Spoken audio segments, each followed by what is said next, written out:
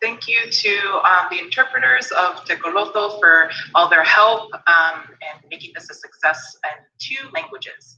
I would like to say, hello and welcome to everyone, and especially talking about detention centers, deportations, racist laws, racist anti-Black people, and as well, I'm a member of the Sin Huellas collective, and it's something that we're gonna get started now. So we're gonna be talking about some themes to keep in mind, to ground ourselves before we start. And so can you please share your screen?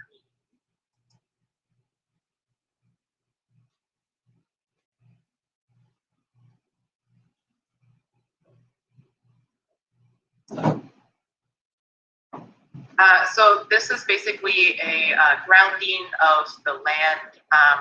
I am transmitting from unceded Tongva and Ashman territories, also known as Orange County, California. This moment of acknowledgement and reflection is dedicated to our ancestors, relations, and relatives from times before and those to come.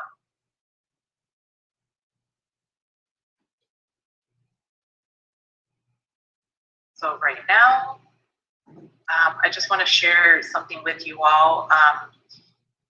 It's called Pensamiento Serpentino by Luis Valdez, and it was created in Tucson, Arizona, called In the Cash. You are my other me. If I love and respect you, I love and respect myself. If I do harm to you, I do harm to myself. So I really like this, and I just want to take some time to reflect and to think about this as we ground ourselves in this space, to remember, our loved ones, for everyone who's passed before us.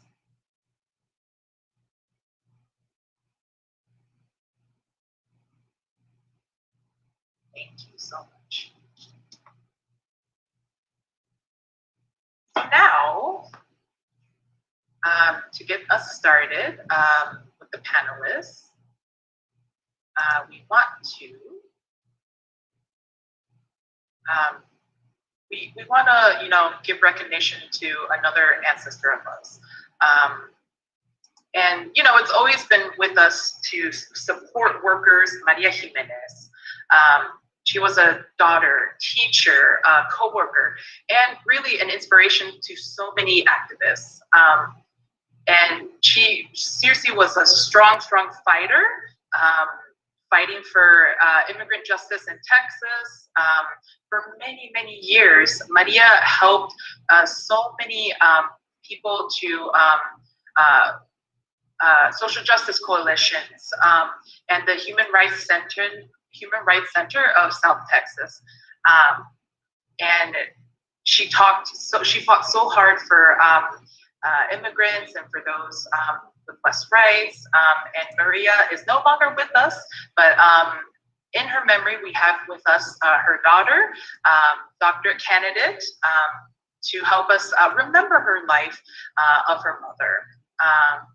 Doctora Alina is with us, and she lived as an activist.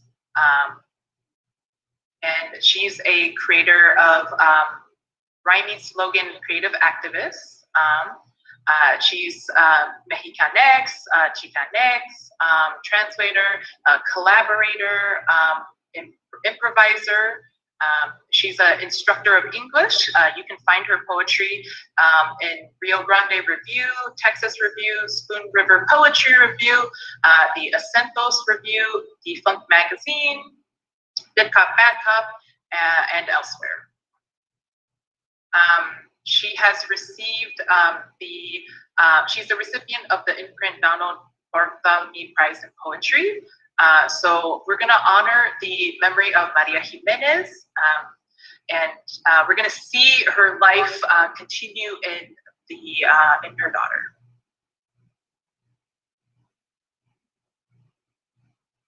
Thank you so much. Maria Jimenez was a activist, a feminist organizer, a friend, and her unvaluable contributions. She contributed so much to the world of social justice and fighting against ICE and her work all along the borders. And she was a huge critic of the militarization of our borders, and fought alongside the fight in the borders. And so she was an imperative in the world of social justice. As a woman, as a working class person, she knew that she still had to fight for her community. And a lot of people didn't know, what all the work that she did, but what her son said, what my mother fought for was she remembered that that she had to organize secretly, furtively. She wasn't, dead, but hey, we're gonna still do this, right? So Maria Jimenez had a really unique presence, especially along people on the left side. And she did, what didn't make sense, she did want to rebel, right? She was a true rebel. With some conformists that were named Caifanes, just want to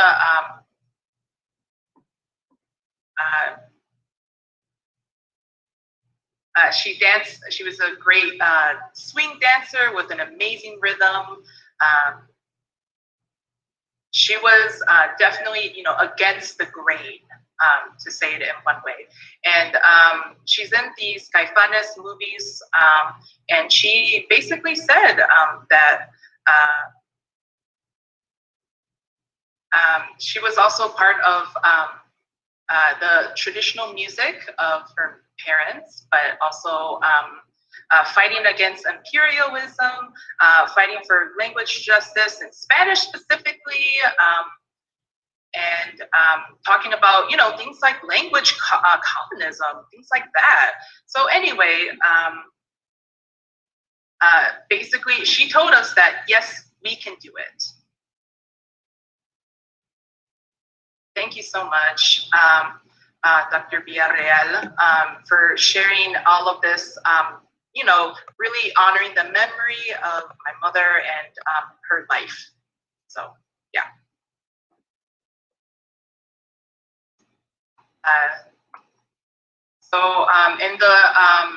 In the memory of Maria Jimenez and many other people who founded the work to fight in this fight, to continue in this struggle and doing this work virtually. For all of y'all who are connected with us today, who are in a similar fight, right? And this fight extends from the north to the south, from the west to the east. This migrant resistance. So basically, that's why we're here. From migrant struggle to mass resistance, emergent practices in uncertain times.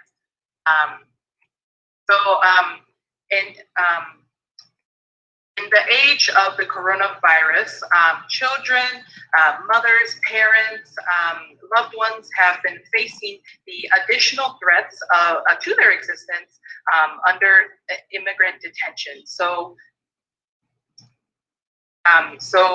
nonetheless, migration and mass incarceration still continue with immigrants. And so the immigrant communities and those who are detained are still fighting, still taking action. And we're still using this critical knowledge, and we're fighting for freedom. So we're super, super thankful that all of you all are here with us today. So I'd like to bring up to the stage Manoa Labrevo, who is a community organizer with La Resistencia, Northwest Resistance. Come on up. Hi, everyone. My name is Manoa Labrevo, and so I'm here because, you know, I do have direct experience living within the detention center myself. So I was in Tacoma's detention center for about a year and a half. And really what it looks like inside is pretty bad. And I was transferred from one prison to another. And I don't know if we can show some of the pictures on the slide, just show everyone. Okay, so this is what it looks like. This is what people do basically all day. They just watch TV, or, you know, they just switch between their bunk, their bed, and that's what it looks like, you know. Really what they do to us is pretty bad, with lunch and dinner. It's the same. The food is not great. The food is just, and there's been 3 hunger strikes in this Tacoma detention center specifically, and 1 in Northburg. And so this is what we do at, you know, Resistance, right? You know, fighting for the rights of the people stuck inside. These are what ICE tells us to do, their rules. And that's what we do. You know, we're going to fight back. We're going to protest. You know, all these people waiting for their cases. And so one of the ways to fight back is, you know, hunger strike, right? So we have hunger strikes under our belt. And so they sent me to a center for 8 months. And then I had to go to another detention center. And I saw that the other, you know, in another center, like, this conditions are so horrible, right? And this one was in Northport. And they treated us, it was a success because ICE, because, you know, this is a movement that passes from one center to another. Yeah, it was, you know, they criminalized, they look at us a certain way, you know, our people, right? And they lock us up inside. And now, you know, what happens to these detention centers?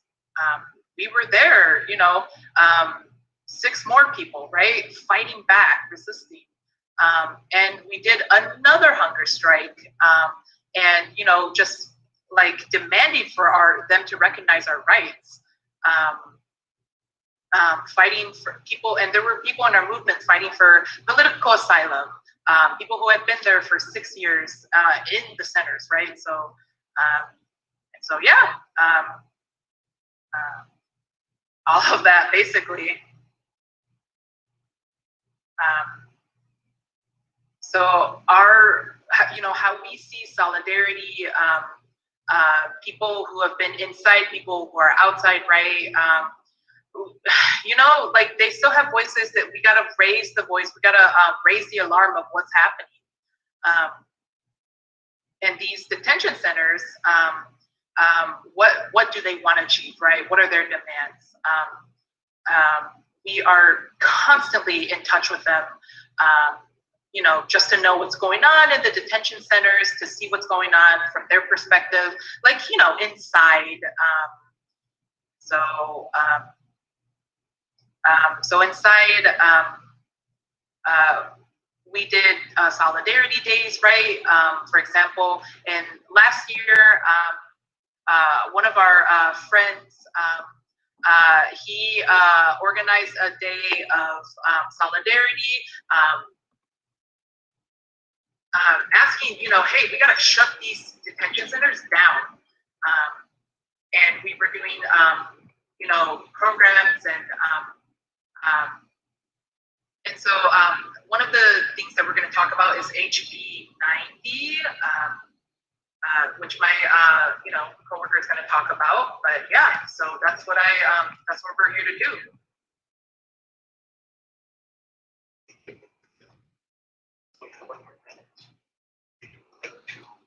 Say something, or we can pass it to Maru. We'll pass it to Maru. Go ahead, Maru.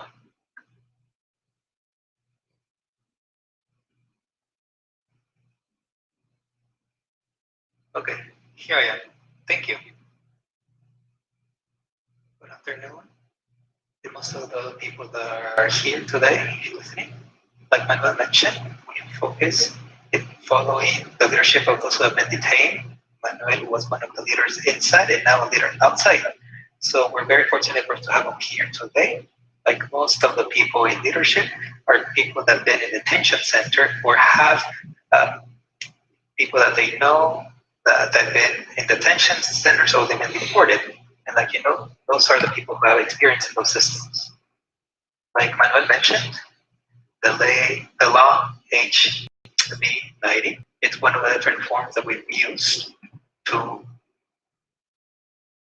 do our goal, which is to close the Tacoma center, and also stop all the detention and deportation. The HB 90, it's a very, very simple law that prohibits prisons or private prisons, prohibits private persons, and also a detention center. We tried this last year. All we were able to gain was a study and how the state agencies had influence in these detention centers, because these detention centers have a contract between a private company called GEO and the federal government. It's Migrant or ICE. Also, in addition to the study, in 2020,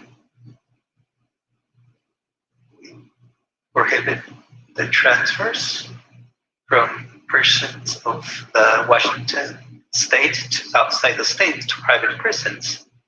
So it's only allowed if the private prisons have some specific prerequisites which they don't have. And they don't because the conditions that Manuel mentioned, if they are only known if the inside people organize themselves, not because they get information. Some of the main issues with the private detention centers, there's no transparency. There are businesses that make a living of having people in cages, and this is thanks to La Migra or Border Patrol or ICE. So finally, we were able to have this law to pass April 14th, a day before a year of the action that Manuel talked about, SOS.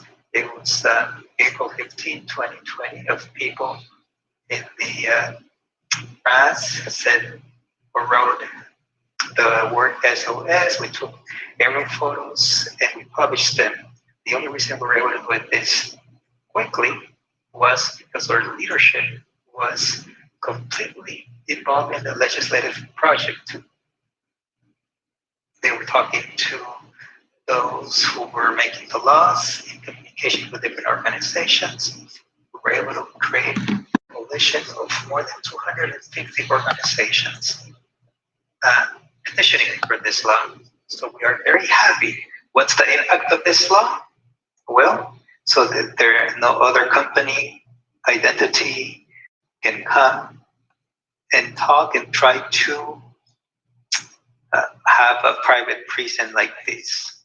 Also, the ones that are now exist of the detention center, they are not allowed to extend their contract, which means that when this contract expires in 2025, this contract between Border Patrol and GEO will not be able to operate. Of course, we want this to end sooner. So all of you all who are tuned in, those who are not in the Washington state, can make an impact. Please communicate with our governor, Governor Easley. We're in the Washington state. We ask that you please communicate with him and tell him if you're in agreement of not having private prisons like the detention center. Please help us with the transferring people from the detention center from Washington. Help us get the residents of Washington state out of prisons, allow them to continue with their process at their house, at their homes, before the contract expires. That is something that you can do now. We're in the social media. It's La Resistencia, and we are very thankful for this space. And also to remind people, it is very important to create action in each of our own place, following the leadership of those who've been detained or those who have experiences when it comes to these detention centers. Yes, of course. Thank you, Maru, Mora, Villalpando, community organizer and immigrant of the Northeast Latino, La Resistencia.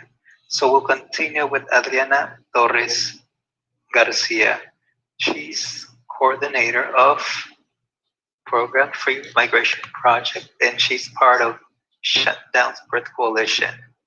Go ahead, comrade. Thank you for having me here. My name is Adriana Torres Garcia. Like you mentioned, I am coordinator of the Program Free Migration Project. We are an organization, a nonprofit here in Philadelphia. We're a very small organization. We started in 2016. And for those who are interpreting, I'm from Puerto Rico. If I'm talking super fast, please let me know, because I do speak very fast. Like I mentioned, I work for Free Migration Project. It's an organization that's very small of legal services. And also, we work for other community organizations, intersection of the law and the organization, the community organization. We promote movement liberty of human rights. We pass to have a human right to immigrate, and we petition to abolish deportation. We are members of the coalition Shutdown Births.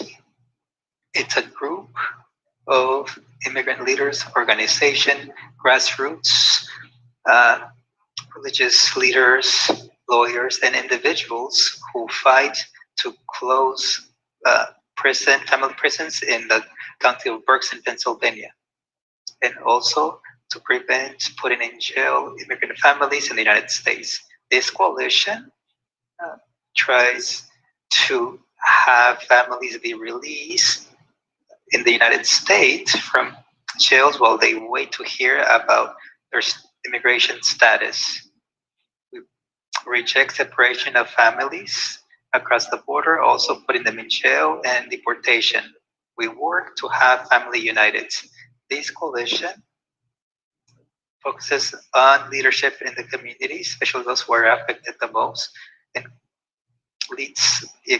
helps lead with the example of those who have been detained. Also, those who are affected most directly by detention. They take decisions regarding the objectives, strategies. Right now, there are no families that have been released, but when they were detained, we had constant communication with them when they were in the detention center.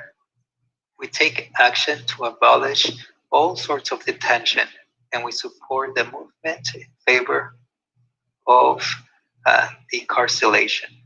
We know that this jail system is very well present in our country, and that the Black communities, indigenous communities, people of color,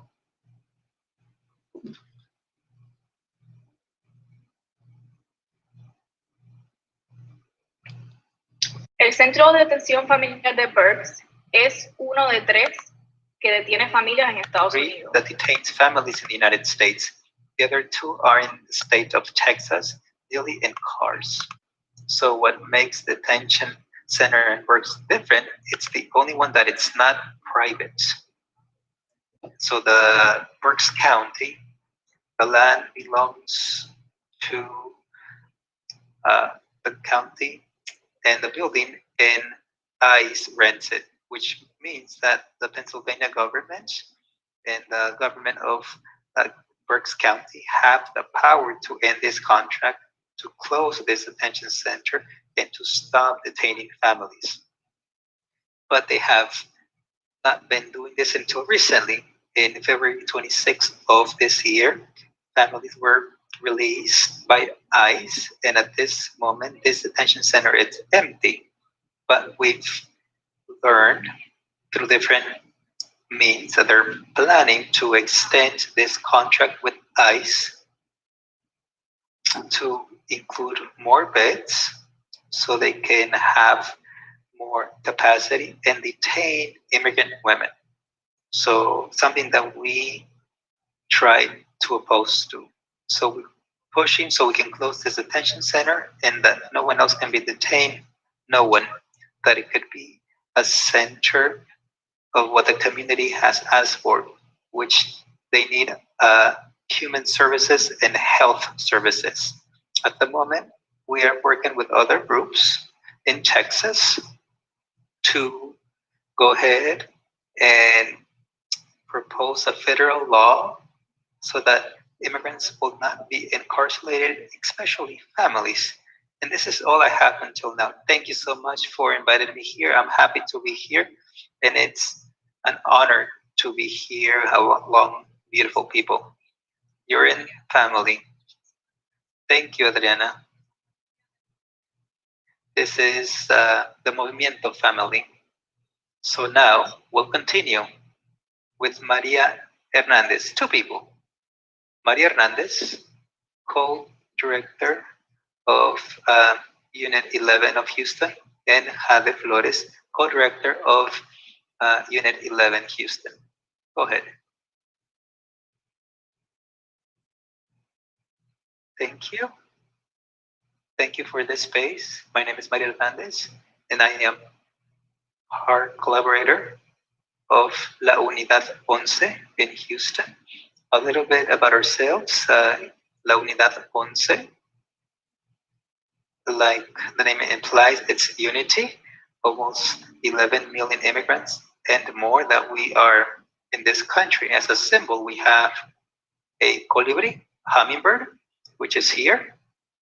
And our slogan, it's La Solidaridad es nuestra fuerza. Solidarity is our strength. We're a group of immigrant families, volunteers, that we provide information to our immigrant community so they can be better informed and prepared in case they are put in jail, detention, or deported. Like you all know, laws are everywhere. Like we just heard about the law that our peer mentioned, and we're here in this in Arizona when the law SB 1070 under the leadership of Joe Arpaio, the Maricopa sheriff. So our community was severely affected and discriminated in a cruel manner by this sheriff. And he was trying to intimidate our people. So they created this protection for our community. And since then, they continue to open other units. And now we have some in Tucson, Albuquerque, Houston, and Austin. So I'll pass the microphone to Jade. Hola. Thank you for having me here. I'm very excited to be here. Like Maria mentioned, this is one of the very few coffees they had here in Houston. It's a way that we all get together and talk about the rights here in this country. If you can please go to the next slide so that I can talk a little bit of what we do. Like Maria mentioned, this started in Arizona with that law because a lot of moms were worried of being deported or detained. they started to prepare themselves and create a protection group in case they were to be detained, or actually try to prevent it. But in case they were to be detained, be prepared and have their children prepared. Within this, there's several elements within this web that I'm talking about. One is to be trained to know our rights, like in the coffee that you saw earlier, and also to be able to share information. It's not just knowing about it, but also being able to give it. As we can see, we're a grass group, like the other peers mentioned. Those are people who are being and have been affected. We create family preparation. Those boxes that you see La Unidad, the unity. We ask for them to have their passports, bank accounts, anything that can help in case you were to be detained. Also, we have some lawyers. We don't have lawyers, but we do work with other organizations, and they come and give talks to our groups. Right now, we have a program where they're getting files of each and every one, so they know in case they were to be detained, they have a file, and we can support them better. We also have a defense fund. We kind of do fundraising to have a little bit of money in case a member were to be able to be detained. They can support the family, or if we can go ahead and pay bail, whatever that can be. So we do have a defense fund. Lastly, it's one of my favorite ones. We have a group of youth immigrants that's called Global Fund for Children that wanted to focus on immigrant girls that were arriving. They asked us if they wanted to be part of this project to support them, and we started a group of young ladies, and it's been a pleasure. Very proud to work with them because they have let us know the reason why they're here, and now they're being united with their families, and they're just arriving here. So it's very difficult as an adult to go to a different country and adapt. So it's been some wonderful element that we added to this unity. So Maria will explain to you a little bit more. And thank you again for having us here. It's a pleasure. Next slide, please. So, okay, so like Hade mentioned, we also have things called like defense campaigns, where, we collaborate with other groups. Right now it's a little different, but, we do work on a variety of campaigns. So the top photo you see is in 20. So unfortunately, talking about SB4, so, there's a lot of different laws going against our immigrant community, right? And so we've also been accompanying on like legal court cases, showing up for racial justice, right? And so in the top photo, that's what we're doing, right? That's what we can see. So we've also done like letter writing campaigns where everybody writes a letter, reaching out to the people in the detention centers, right? And so, yeah, that's part of our work. And the last photo you see is where, it's kind of like a rapid response system, like a hotline that you can call, that we can kind of like respond very quickly to in Houston. And so they also know, what's happening within the immigration circles. And, we're not going to stand for any sort of injustice happening to our immigrant communities, right? And so we do like organizing on a local level, getting together, general assemblies, meetings, whatever you call it, talking about what's going on, you know, what's happening out in the streets, what's going on with immigration, and then also, you know, making sure everyone's on the same page, you know, with community updates.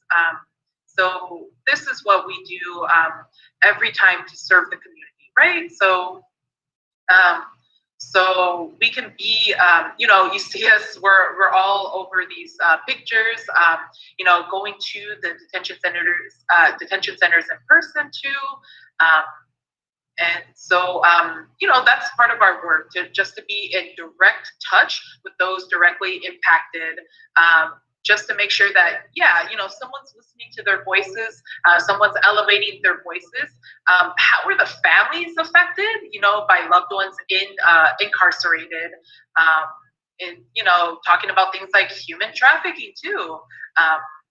And so some people, you know, who might already be in deportation process, you know, all of these aspects, you know, are part of what the immigrant community faces today, and all these abuses and stuff. So thank you so much.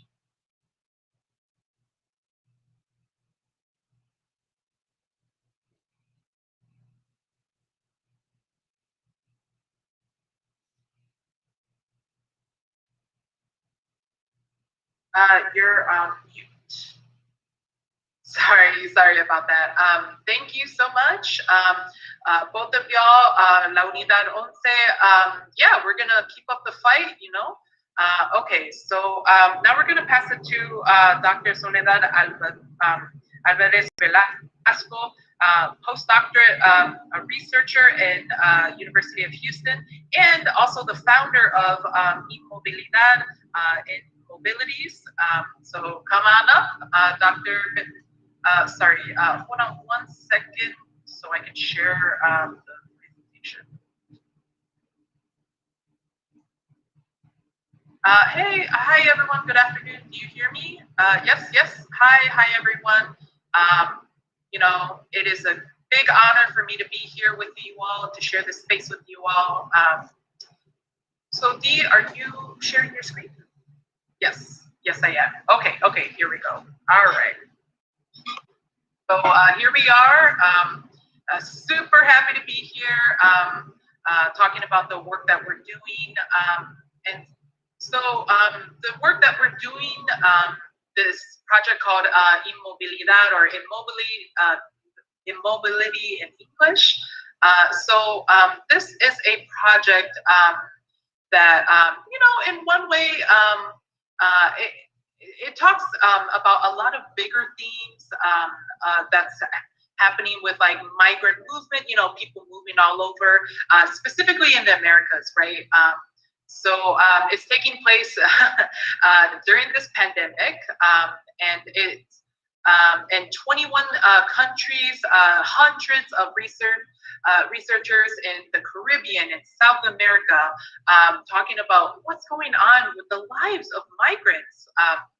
And so it's a huge project, not only living in the US, but a lot of different places in different countries, right? So in this time, in this year, we're working on this project to be able to communicate in a lot of different languages, in English, Spanish, Portuguese, and basically, you know, this project addresses the counter narrative, basically saying like, who are we as migrants, as immigrants, talking about what's going on the borders.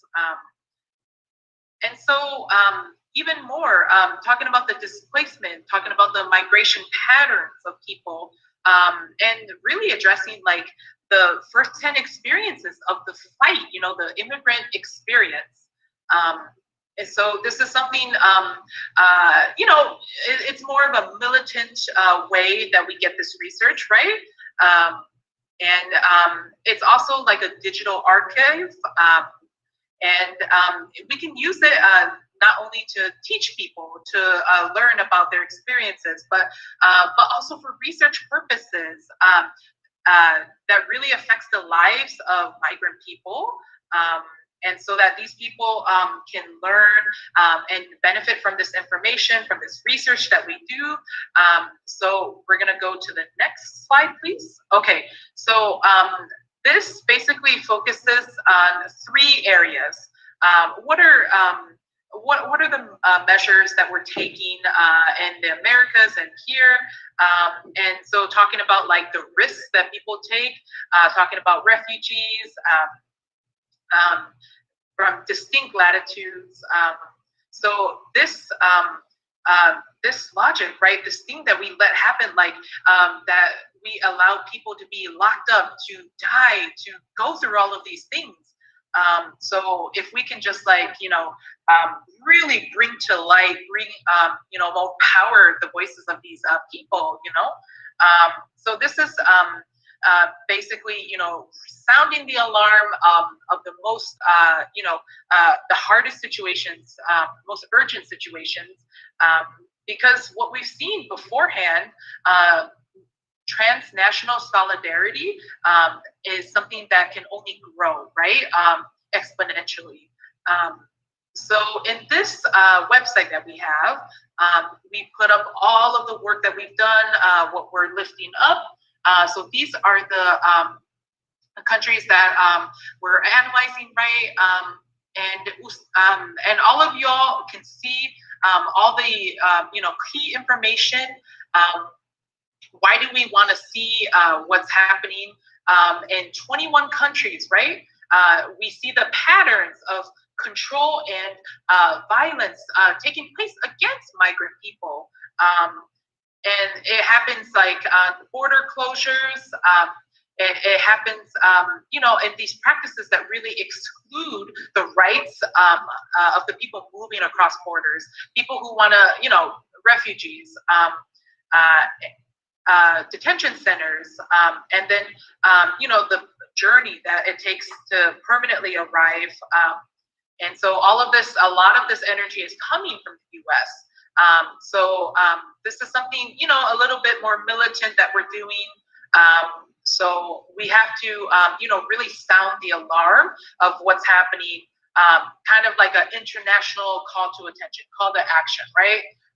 So next slide, please. Okay, at this time, we have a lot of different, documents, publications, as you can see. Also, we're working on 15 public dialogues. Next slide. So what we're doing is, it's called polyphonic mapping. So we're tracking the activities of a couple of migrant people who have already come, who are moving from Africa, from Asia, from the Caribbean, right? So a lot of people, these people come from different nationalities, different groups, different organizations. And so this is basically helping us to adopt a framework. So we can't talk about anything that has to do with migrant people without involving migrant people, right? Nothing about migrants without migrants. So basically, we got to like collect all of this critical information, key findings. Next slide, please. So our work, basically, we are in favor, we're on the side of immigrant justice, right? So this is the campaign that we worked on. At the southern side of the continent, there's a militarization of people on the borders, right? And it's super important. We need to, care about this. We got to raise our voices of like what's been the energy that's being generated. For example, in one example, the Guatemalan government, their activities under the pandemic. And so part of this work, the only way to generate this collective consciousness is, if migrants and immigrants are permanently part of this process, permanently creating, generating this consciousness, right? And so we gotta involve them in, these transnational calls, these transnational activities. And yeah, I mean, they know what's going on. And we have to consider, the academic activities and considerations. This is a critical voice that needs to be involved in this fight for immigrant justice, for justice for families, for just to have the right to be safe, to have the right to have a good place to call home, and the right to just live, to be alive, and to not die. And so we're going to be participating in this transnational call for all of the workers involved in this too. This is one of the founding principles that we have. This is what we do in our work. And so I am just super happy to be with you all to share this information. And this work that we do, it's another tool that you can use, right? So thank you so much. Thank you so much. Yes, of course. Thank you so much, Dr. Soledad. So right now, I'd like to bring up talking about the dialogue, right? So for our panelists, we're going to be participating, and to answer a question, a really important question that we have, which is, what resistance strategies have you all used to elevate the critical knowledge that we need to increase solidarity and to fight for justice? Please, answer how you all like, in the form that you all want. We're gonna give 3 minutes for every person, for every response. And so then we're gonna open it up to, Q&A from the audience. So please, please write something. If you have a burning question, just write it out in the chat. You can add your questions in the chat. And panelists, please, we wanna hear what you have to say.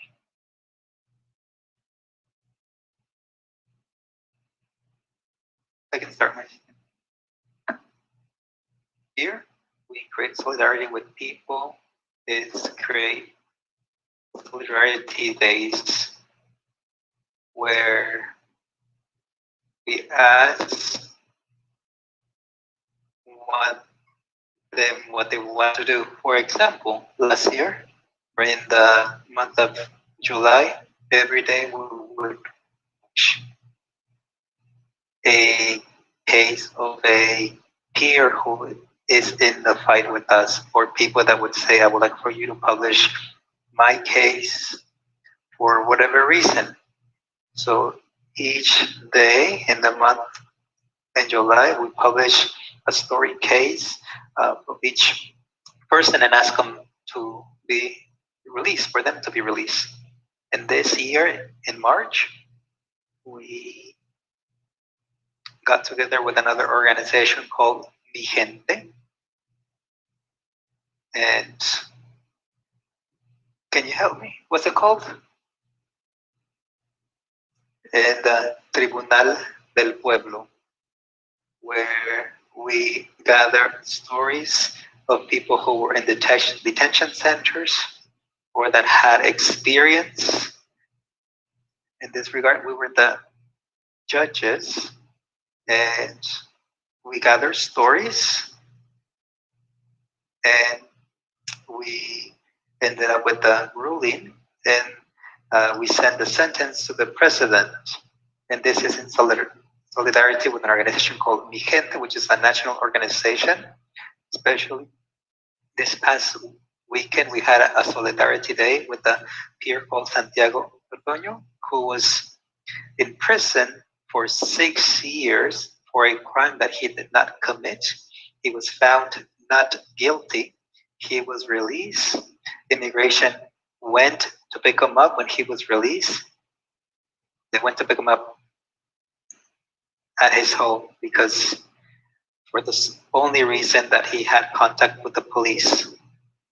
Right now, at this moment, we were able to win with this law, HB 1090. We're in solidarity for those who are in the and we are planning and stopping all the transfer from DOC to other detention centers. Of course, anyone else that wants to add anything else? I can add something to that. Thank you so much for those who are working, especially for those who are in detention centers. I think our group focuses a lot in preventing that contact or to prevent people ending there. That's something that we do. And also, we are very lucky that we can move. Some agencies are bigger that only focuses in one thing, but what we do is that wherever there's a community necessity or need, we go there. For example, right now, there's a lot of people that need to learn how to navigate the judicial system, so we learn about that because that's what we need to do because that's the need that our community has. So that's something else that we do to help support and be in solidarity with our people. And lastly, I would like to say that this young girls group, it's really pleasant because they're our future. We need to plant the seed so that they continue to be in this fight. And hopefully they will not have to fight so much and hopefully our work would have flourish and that those centers would close and we can stop criminalization. But I think there will be some work for them to do, and we are planting seeds. Thank you. Maria, you raised your hand? Yes, I just wanted to add a little bit more of what Hade mentioned, that our group focuses on what each participant needs, each member. So what we have, it's a WhatsApp group, and that's where we share information, not just immigration information, but whatever needs might present. Might like right now with COVID and the storm that hit us in the month of February, that froze everything. We had this opportunity to contact our community and see how they were doing, because unfortunately, all these stimulus checks for immigrant community did not get them. So we try to have conversations one-on-one with them and see how they were doing with this situation. And another strategy would be just to be there with them, see how they're doing, not just in their legal process, but emotional process. That is one of the things that organizations, big organizations, only give some sort of service. We don't provide services. We are more of a one-to-one contact. And we want to be with them, give them resources, give them opportunities, give them the tools that we offer them so they can also start making their own future. Thank you very much.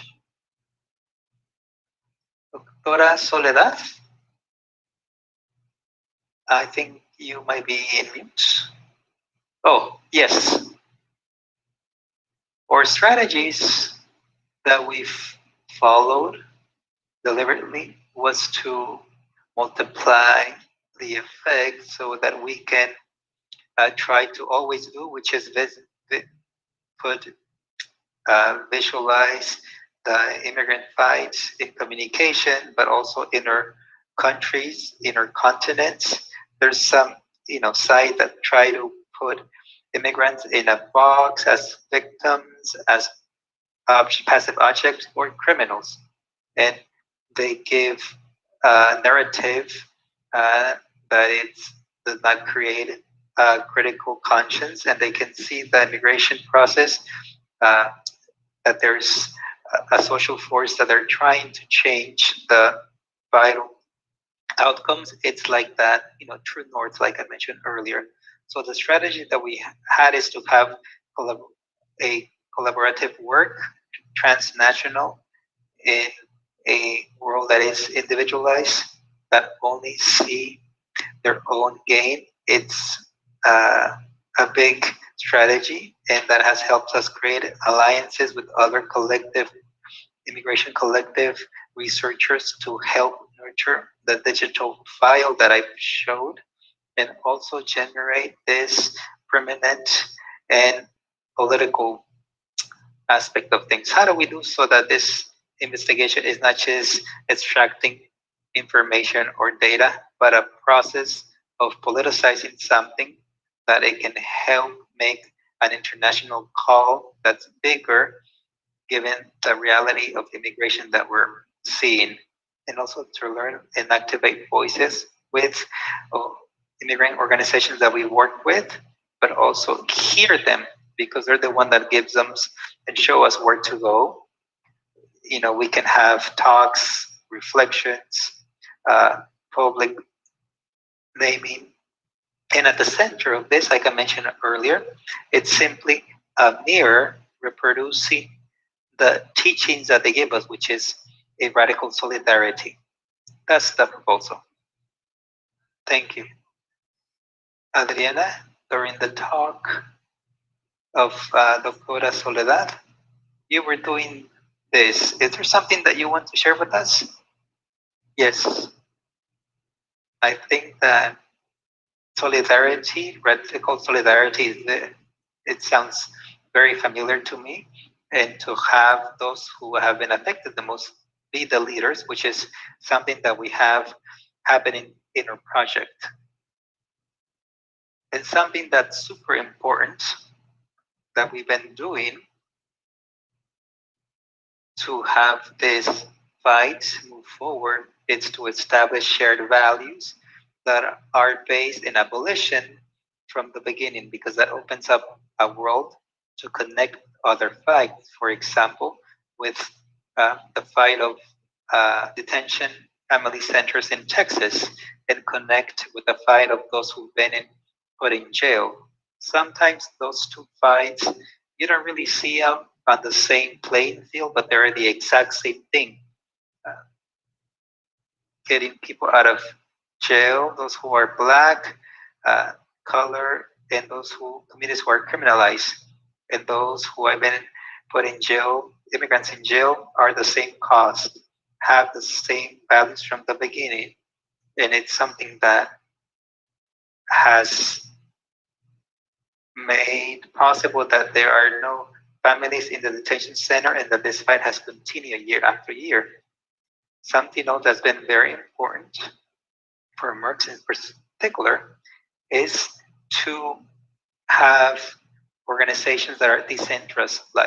For example, have people across the state that they can fight in the name of the Merckx Coalition without us having to be there. We do that through seminaries. We have toolkits that people can follow. Also have artistic intervention, fundraising.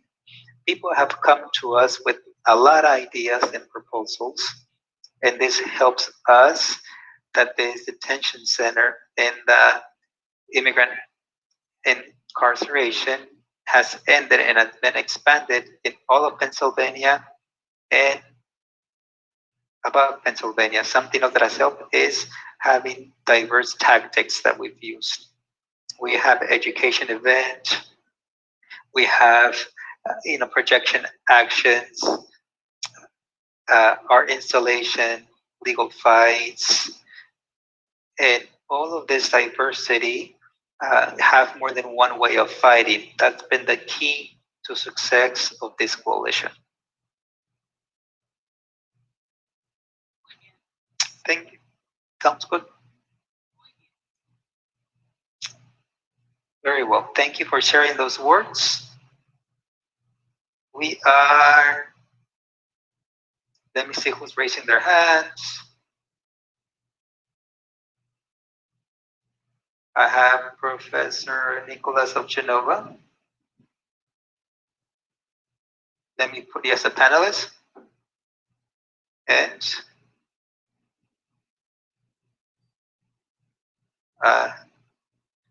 give me a second. Go ahead. Thank you. I have this question. regarding, well, I asked myself if you notice any changes in the tactics or strategies of the authorities of uh, immigrant, border patrol, ICE. Have you noticed any changes in the way they control immigration?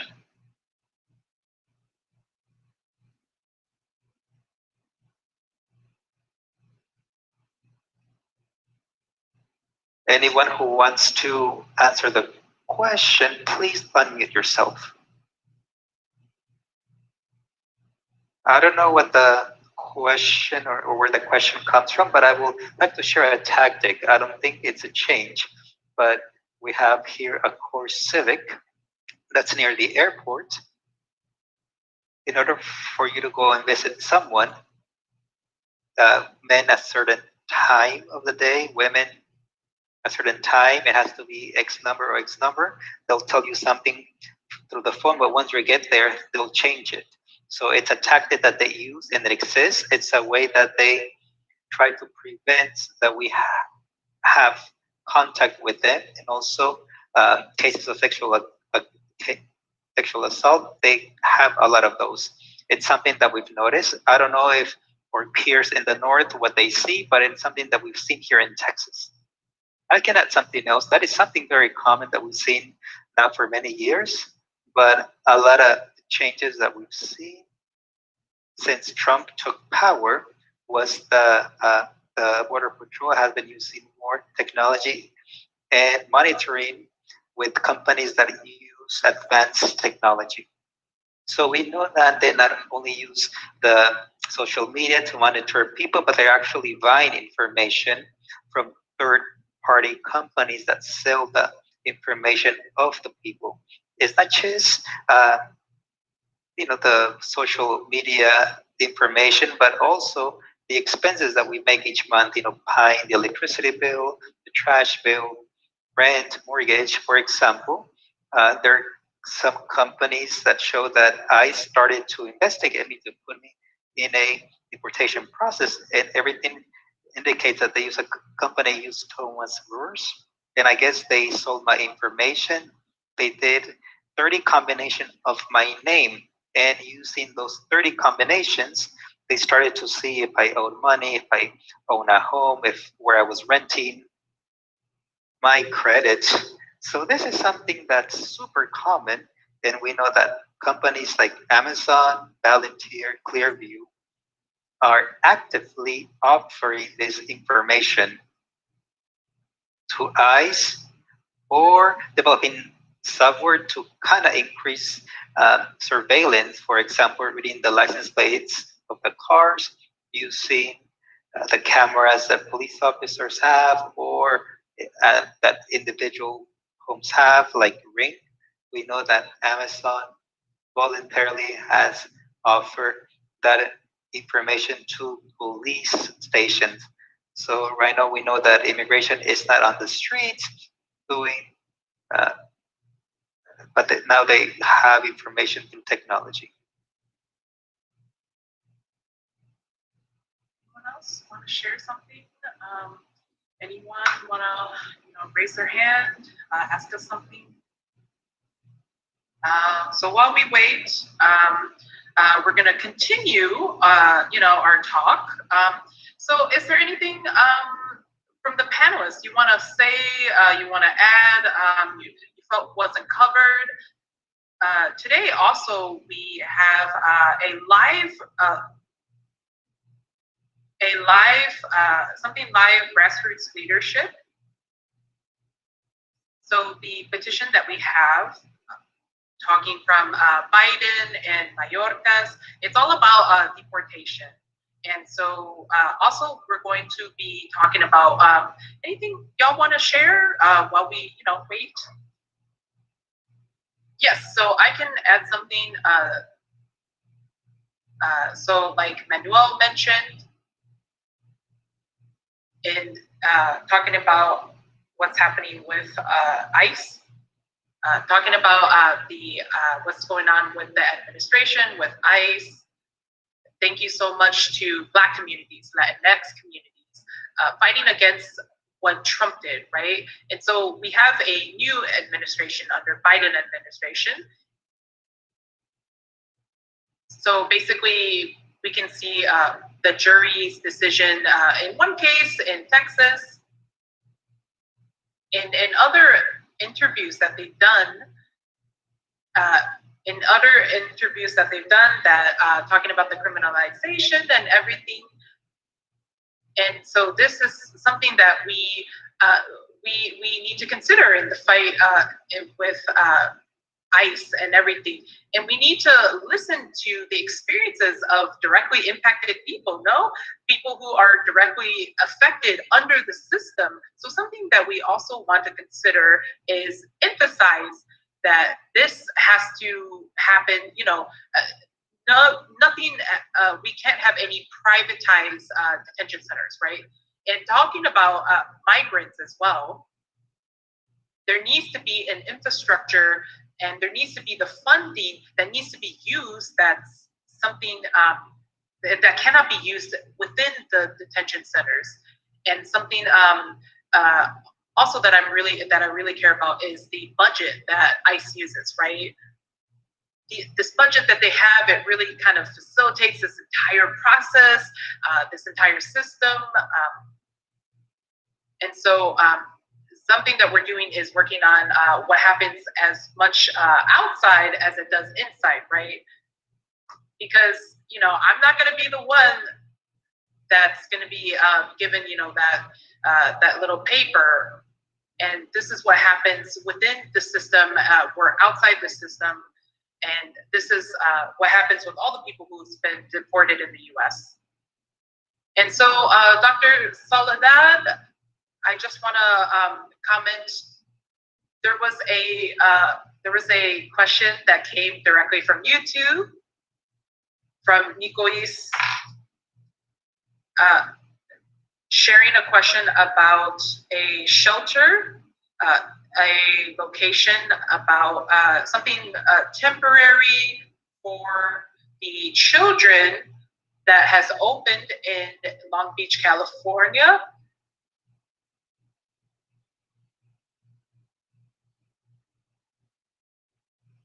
Yeah. So Soledad, do you want to say something about, or anyone else, do you want to comment about this new shelter that's opened up? And we're also gonna give a couple of minutes to this because at the end, we're going to be wrapping up and everything after these questions. So go ahead. Soledad, you are muted. Yes, thank you, Dee. I just wanted to share with you all in retrospect to migrants and what's happening with deportations under the pandemic. And this is something that we see in all of the Americas. And then something we can see a pattern is the movement of COVID moving to different countries. And it is something that affects everyone. Even it affects the system of deportation, right? So in addition to talking about the actual deportations that are happening, the re-migration of people, it's hard, right? Like these people who are actually walking this path, marching the path physically from South America. And so these are what we see, right? These routes starting in places like Peru or Brazil or many different places. And so we need to be putting the pressure, we need to be upping the pressure on the Biden administration as well. And this is not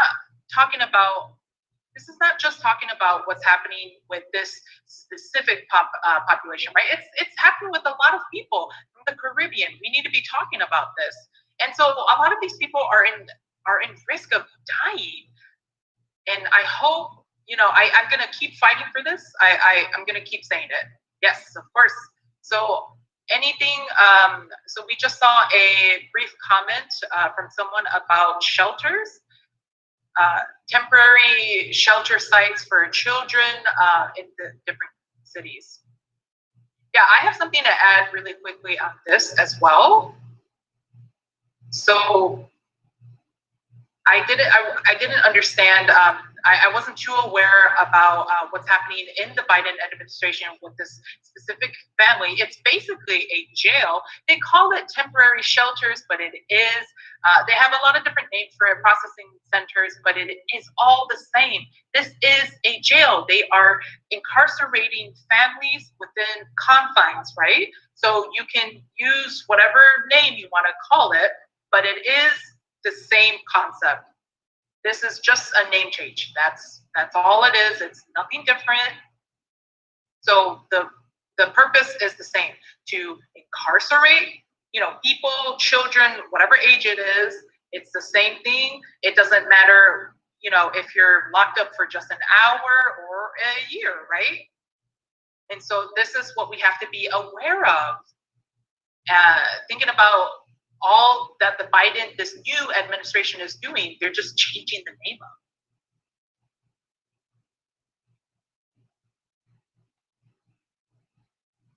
You are muted. Sorry. So we are about to wrap up. Any last comments, things like that? If anyone else wants to give some last comments. So it looks like there is a question in the chat. We are in the Q&A section. So for all of the people who are educators, for all the researchers, and especially the people in Unidad Once, so what do you recommend that we do to keep fighting in our resistance work in these moments? So anybody can answer as part of your final remarks, but if you want to do it, we have 3 minutes for each person.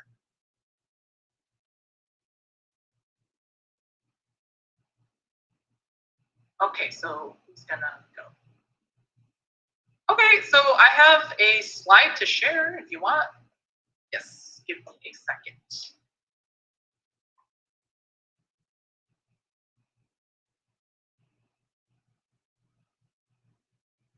I'm gonna just do it.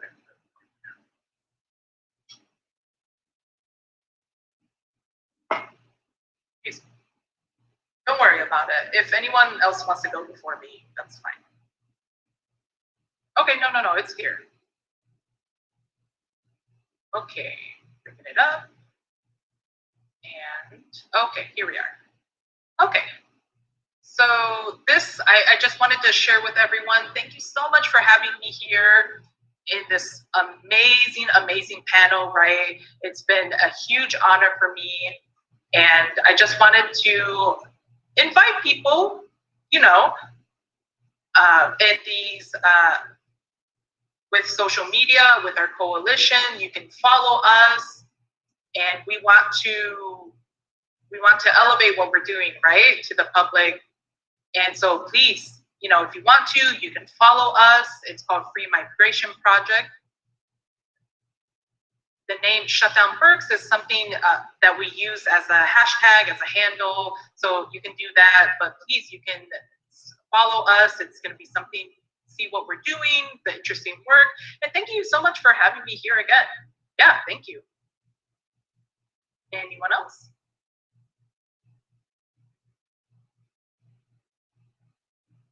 Yes, I can wrap up. We have a slide with all of our contact info as well. So addressing the specific person about the research, this sounds really similar to what Soledad was saying. So sometimes it's just information, or, you all are the experts, honestly. You can tell us what's going on, with the danger that you see out. So that's just something to think about, right? So this is more information about our organization. It's locally here. We are based here in Houston. So if you need any help, look, it doesn't matter if it's me or anyone else. This is what we do. We help out the community. We're here locally.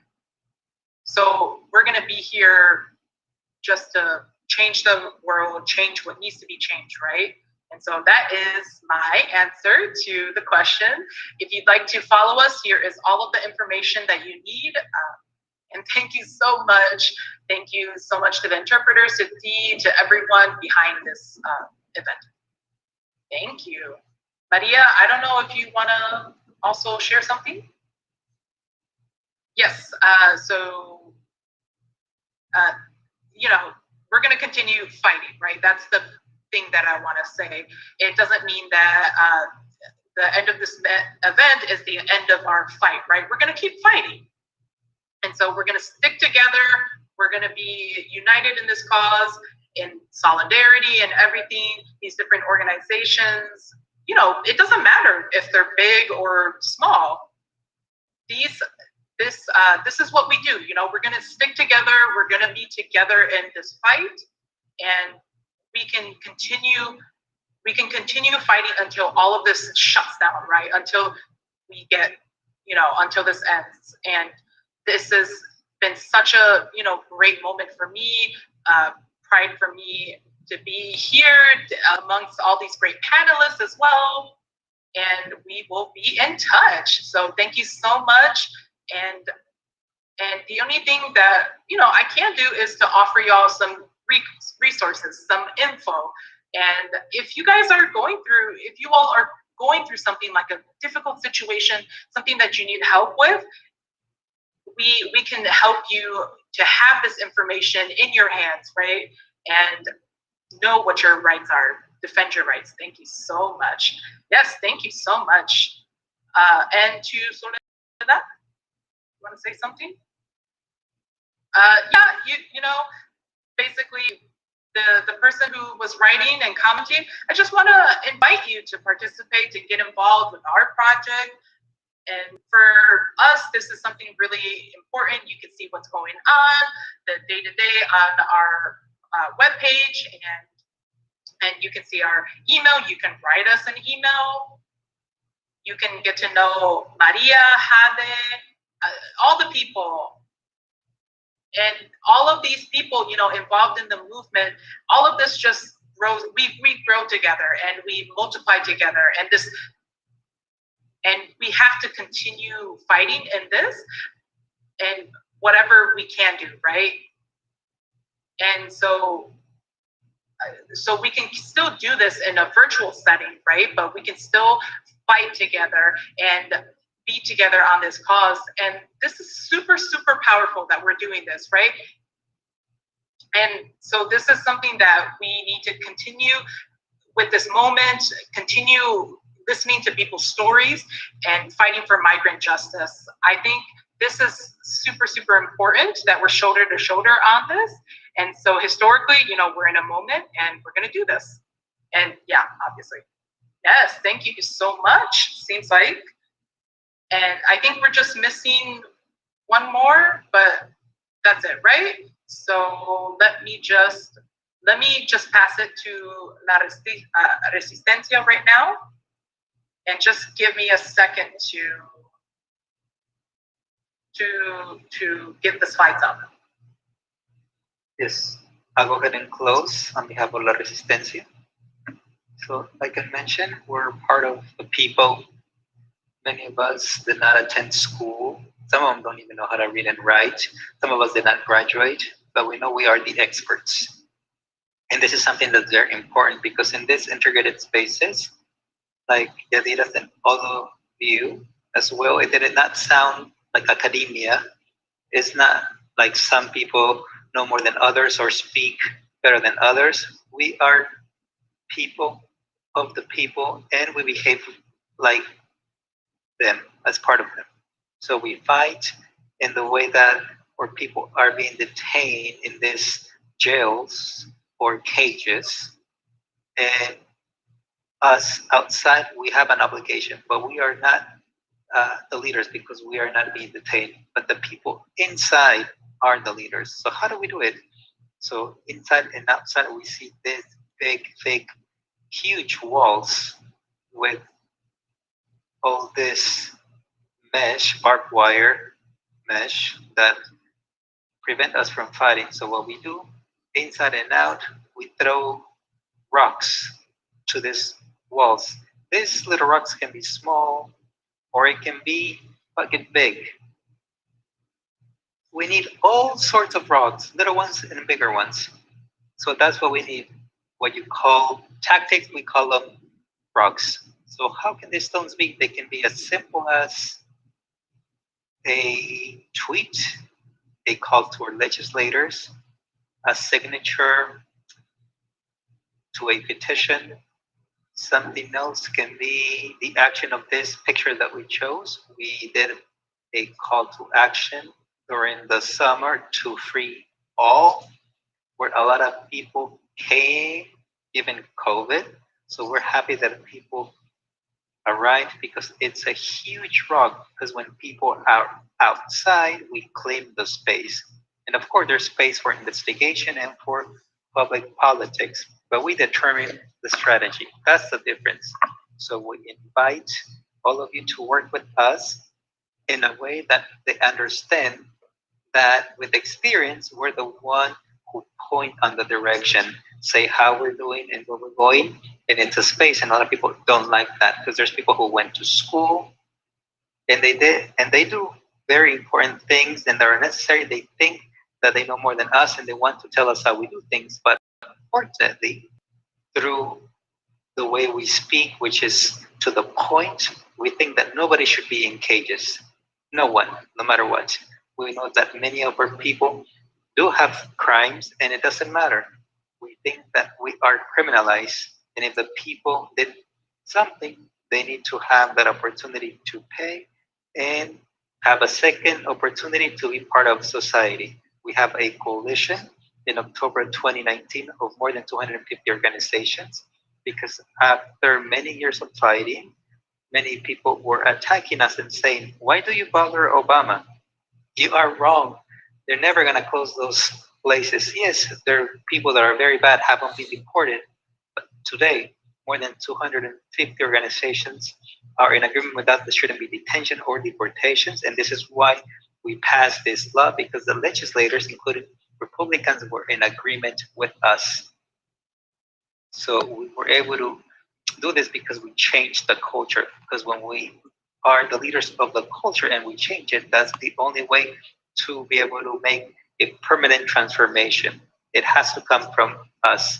And thank you for the opportunity, because these are examples that were presented, are great examples in how are we having victories. And there's still a lot more work to do, but like what we say, we can see the light at the end of the tunnel. Thank you very much. Thank you to all of you. Manuel, something that you might want to add? No, that's all. Thank you for inviting us. That's all. Of course, comrade. So we are at the end of this panel. We want to express and give thanks for all of those who are supporting us today with interpretation, with technology, that they've taken time out of their day to be here with us through Zoom, through YouTube, to provide questions. And I invite you to support this organization or organizations that support one another in each of the respective communities. Once and again, we ask you to please share this video with your loved ones, and the fight will continue. Comrades, it'll continue, will continue, and continue. I want to remind you all that the Texas group will have a forum called Eyes on Ice, Ojos en el Hielo, on April 27. Please stay tuned with grassroots leadership. They're also petitioning the Mi Gente, petition to stop deportations, and a call to Biden and Mayorgas to do their job. And also one more thing, our peers that want to share regarding upcoming events. Just to add, the La Resistencia, we are La Resistencia NW in Twitter, Instagram, and Facebook. And right now we have a petition for Pierre Santiago, like Emmanuelle mentioned. He's one of many that we are fighting for his freedom. But Santiago, right now, we are pushing his freedom because it's our priority. Please help us and sign. We only have 100 signatures and we want 1,000. If you can go to our Facebook, Instagram, or Twitter, and please help us sign this petition. And please be with us in all other cities and also all the other groups. Anything else that you want to add? An announcement, May 1st. Here we are. So, our sharing, congratulations from Genova Professor. Thank you for your work. Stalina, thank you to all of you. The fight can be seen and felt, united in solidarity. Those who are here through Zoom, let's get rid of ICE. That's what Delilah Montoya says. Thank you so much. People are expressing themselves through the chat. Well said, Maru. Thank you for sharing. Excellent. Very motivated words. And they continue to come until victory. That's what Lorena Guzman says. And if you can please give us the link for the petition, look for it at Grassroots Leadership. We will also add it in our Facebook page of Sin Huellas. We will add the petition there, like always. And we are at the end. We are here and we will not leave. Veronica Gaona says, thank you very much for being here in the chat with our peers today. Beautiful, beautiful. Thanks to you all, Karen Garcia. Thank you, Karen. So, excellent information. Thank you very much once and again. We hope that this will not be the last time that we can see each other virtually. And we hope that we can gather one of these days in real life. Thank you.